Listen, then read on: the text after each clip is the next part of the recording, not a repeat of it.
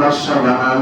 কুল্লাহুম্মা মালিকাল মুলকা তু'তিল মুলকা মান তাশা ওয়া তু'ইজ্জু মান তাশা ওয়া তুযিল্লু মান তাশা বিগাইরি হিসাব।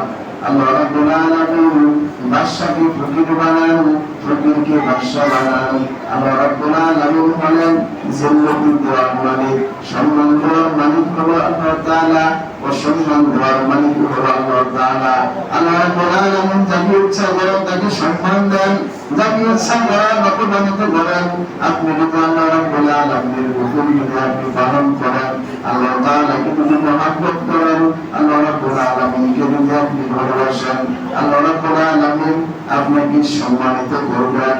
আর যদি আপনি আল্লাহ তাআলাকে ভালোবাসেন, আল্লাহ রাব্বুল আলামিনকে যদি মহব্বত না করেন, তাহলে আপনার পর আমার উপর জিল্লাত আসবে।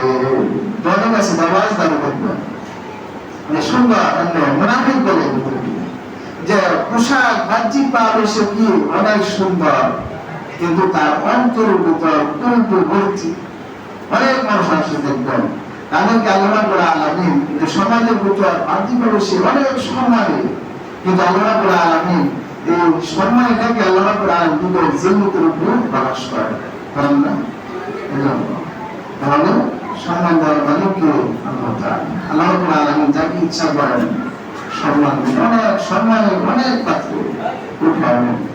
আর যাকে ইচ্ছা করেন সম্মান দিতে পারেন, নিচে নামিয়ে দেন একবার। এগুলো কার হাতে? আল্লাহ তাআলা। সমস্ত ক্ষমতা আল্লাহ তাআলা।